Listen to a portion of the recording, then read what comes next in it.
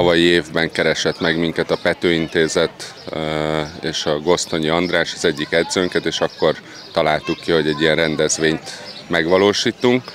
120 Pető Intézethez kapcsolódó gyermek és kísérője, konduktor van jelen, és az MVM Sportegyesületének a tagjai önkéntesen segítik 13 hajóval ezt a mai rendezvényt, illetve nagyon sok munkát tesznek bele a sporttársaink a parti eseményekbe, a játékokba, a vitorlás szimulációba és minden egyéb elfoglaltságba. Hát a jelentősége az, hogy olyan gyerekek jutottak el ide, akik közül többen még nem is látták a Balatont, nemhogy vitorlázást, tehát a mozgássérültek többségének szerintem eszébe sem jut az, hogy esetleg úgy vitorlázhat, mint mások, eleve el sem jutnak idáig. Ez egy lehetőség arra, hogy a gyerekek megtapasztalhassák, hogy tetszik-e nekik, van-e hozzá erejük, képességük, hogy kipróbálják, és igazából ez a lényeg, és egy élményteli nap nekik.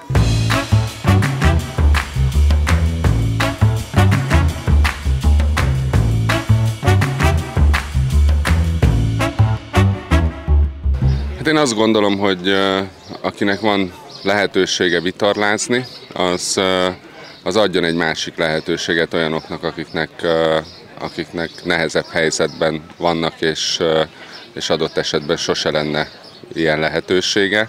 Mivel ugye ezt a rendezvényt egyrészt a Pető András Kar, Szemmelweis Egyetem Pető András Kar, közismert nevén Pető Intézet kezdeményezte. Itt konduktorok vannak, akik mozgássérültekkel dolgoznak, és hát ők igyekeztek a gyerekek figyelmét fenntartani játékokkal, társasjáték, labdázás, már csak a henyélés is, tehát folyamatosan ők is interakcióban voltak egymással, meg velünk.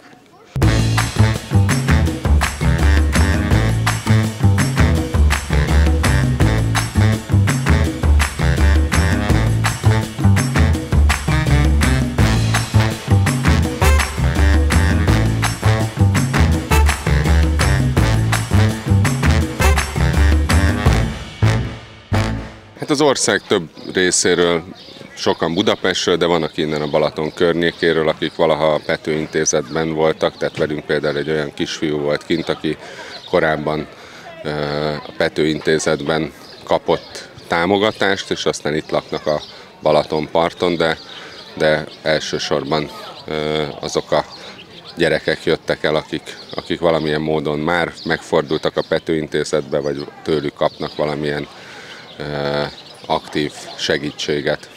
Újabb ilyen szociális kapcsolatokat építenek ki, barátságok szövődnek. Ugye az egész ország területéről érkeztek gyerekek, tartják majd a kapcsolatot remélhetőleg. Tehát szerintem mindenki boldog volt és élvezte. Most egy nagyon ideális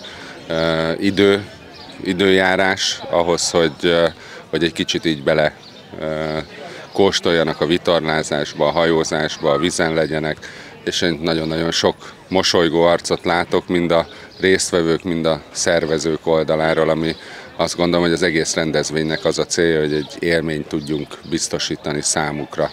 Hát én nagyon remélem, hogy ez folytatódik.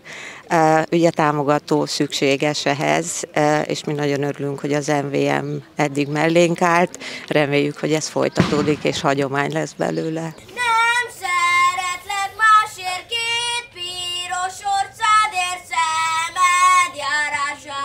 Szád mosolygásáért.